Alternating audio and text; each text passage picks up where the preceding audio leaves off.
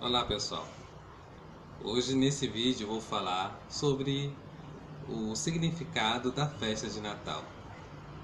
É, pode até parecer um pouco estranho, que ainda falta um pouco menos de um mês para estar falando de Natal, mensagem de Natal, mas é nesse período mesmo que eu gostaria, né, sabendo que o cristão, né, logo mais vai começar o tempo da preparação da festa de Natal, né, aguardar essa grande data. Eu gostaria de falar um pouco do significado, né, do que se comemora neste dia tão especial. No mundo atual, né, vemos que as famílias se preocupam do que como vai comemorar o Natal, como vai ser a ceia, né, como vai se divertir, como vai se reunir, como vai ser organizados os comes, os bebes, se vão ser aquele jantar tradicional do Natal ou se vão fazer um churrasco com cerveja, enfim. São diversas preocupações, né, que as pessoas são tomadas nesse período para poder passar essa data comemorando, né, ou com familiares e amigos, ou com a vizinhança, enfim.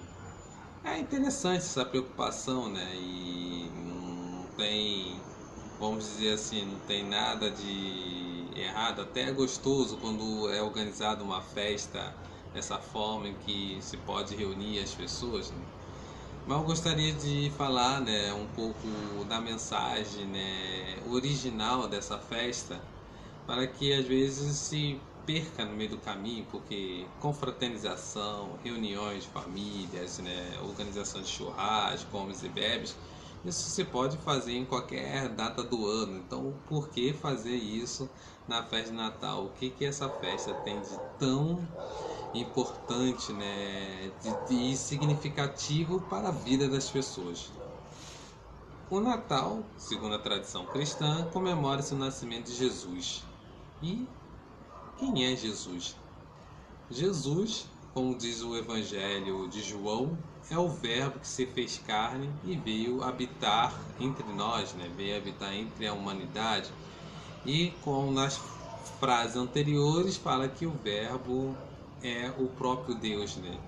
Então Jesus é Deus que se despoja de sua natureza divina para poder assumir a nossa condição humana. Significa que ele nasceu como qualquer ser humano, bebezinho, frágil, dependente da mãe, do leite materno para poder sobreviver, dependendo dos cuidados da mãe, precisando também do leite das cabras, né, os próprios pastores ofereceram para poder se alimentar, se nutrir e ter meios para desenvolver como qualquer pessoa humana.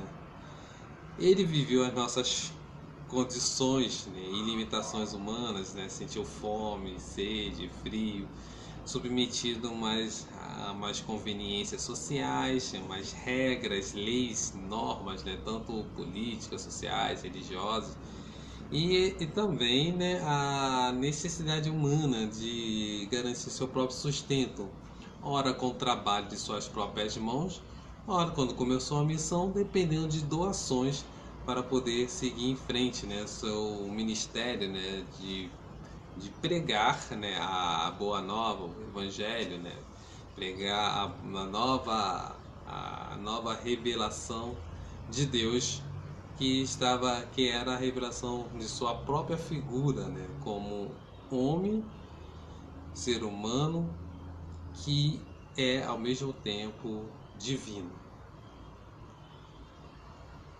E como entender de fato essa missão de Deus, essa missão dele de ter assumir a nossa natureza e habitar entre nós, caminhar conosco, ter as nossas próprias necessidades, vivendo as nossas alegrias, nossas frustrações, né?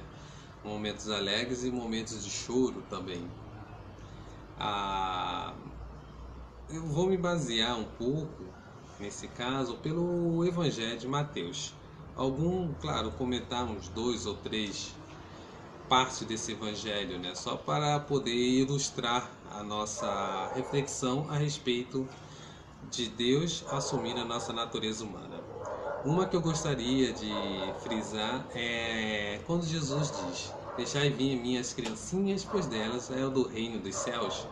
Um episódio em que as crianças queriam aproximar de Jesus e estavam lá os discípulos lá impedindo que as crianças pudessem aproximar de Jesus. O interessante frisar é que quando se fala de criança na época de Jesus, naquela época que ele falou essa frase, não é pensar em criança atualmente.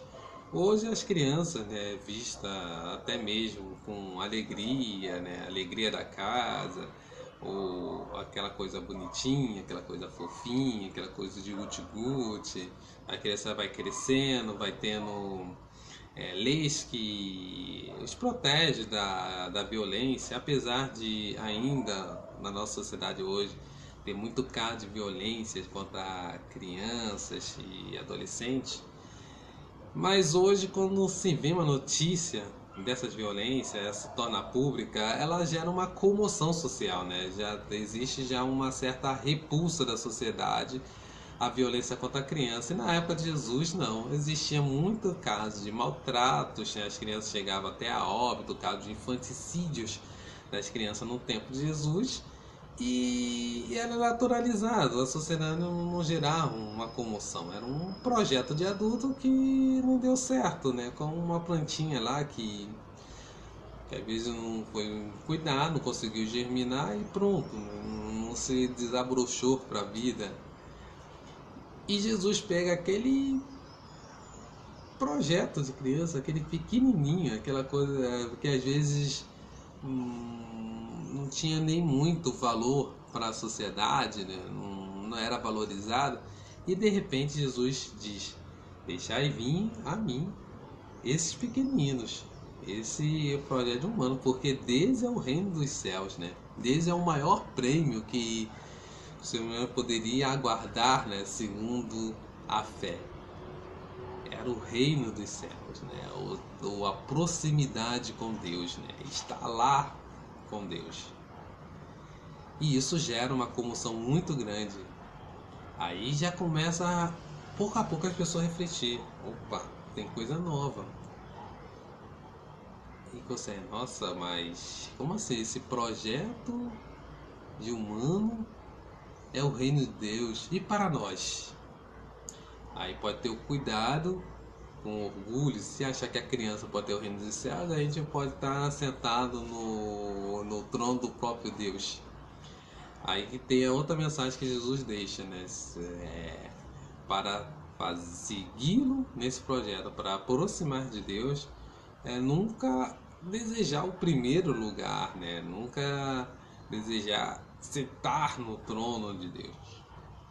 Mas é justamente ao contrário, né? Se colocar, né, do corpo em último lugar, ou seja, né, não é uma coisa de falta de amor próprio, humilhação, mas se colocar em último lugar, colocar numa posição no qual você possa reconhecer, né, o seu próximo que como uma pessoa que tem valor, reconhecer o seu próximo também como seu irmão. E assim viver essa fraternidade universal, viver essa relação, né, igualitária, onde um não quer passar por cima do outro, onde um não tem desejo de puxar o tapete do outro, ou de sobressair, ou de querer humilhar e pisar no próximo, mas viver um conjunto de fraternidade, né? Um ser servo do outro, um estar pronto para servir o outro, ter essa troca mútua. Quando Jesus fala de botar o último lugar, mas seria não só a pessoa, mas seria um projeto de sociedade, onde as pessoas se põem no último lugar, não vai ter um humilhando o outro, não vai ter um pisando por cima dos demais, não vai ter aquela disputa de poder que existe muito no mundo da política ou no mundo do mercado de trabalho, ou até mesmo na relação de irmãos de sangue numa mesma família, né? Ou seja, é um projeto utópico, sim, é verdade. Ele é um projeto que ainda ele está muito longe de ser uma realidade, uma forma integral, né? Mas essa é a grande mensagem de Jesus quando veio assumir a nossa natureza humana, se colocar como igual a nós e com gestos e palavras, né, proferir essas mensagens, esses ensinamentos. E a outra questão que seria interessante frisar, né, é quando Jesus vai contando a parábola, né, que é a escatológica, no qual vai separando as ovelhas e os cabritos, e diz para as ovelhas, né, vinde benditos no Pai, porque eu tive fome, né, de comer, tive sede, né, de beber, enfim.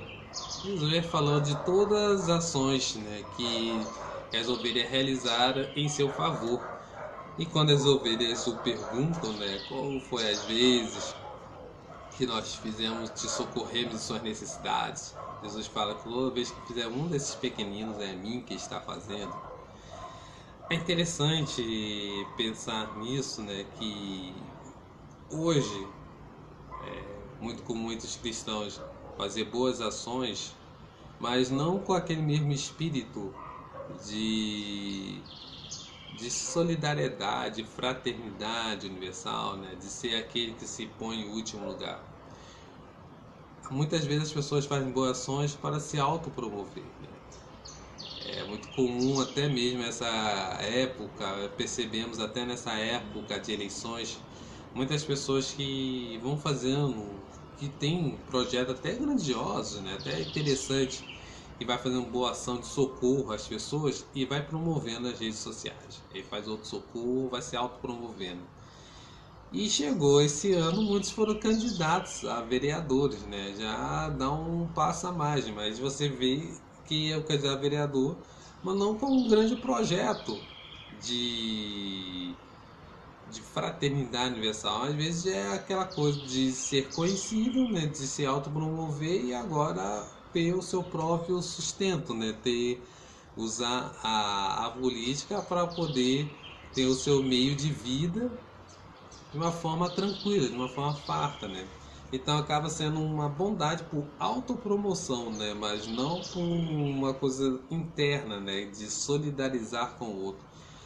E muitos cristãos, né? Devido a toda a pregação, né? De castigo divino, de inferno, muitos acabam aderindo à fé, mas com medo de uma condenação e de um castigo, e acaba fazendo a bondade não porque é convicto de que aquilo é a forma correta de viver entre os irmãos, que aquilo é o que faz nos ter essa fraternidade, ter esse olhar, né, de pé de igualdade com o outro, mas muitas vezes faz por medo de um castigo divino ou medo do fogo dos infernos.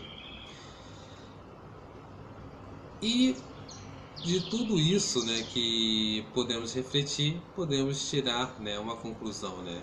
O projeto de Deus é assumir nossa natureza humana, ser igual a nós, para mostrar que está conosco, que é solidário conosco. Em relação ao sofrimento, podemos questionar, mas é solidário conosco, mas hoje, até hoje, temos os nossos problemas, os nossos dilemas, o mal está aí, a enfermidade, as dores, e isso não foi retirado, né? Isso é verdade. Mas a grande questão não é tirar as dores, o sofrimento para sempre humano, mas é a percepção de que Deus também sente as dores, sente as nossas angústias junto conosco, Ele caminha junto conosco. É aquela mensagem quando do Antigo Testamento, né, no tempo do exílio, questionando onde estava Deus quando o seu povo foi exilado. A grande resposta é: Deus também foi exilado, passando fome, junto com o povo. Então essa é a grandeza da festa natalina, né? É o Deus feito homem, o Deus que solidariza com o homem para mostrar à humanidade o verdadeiro coração de Deus. Um abraço e até mais.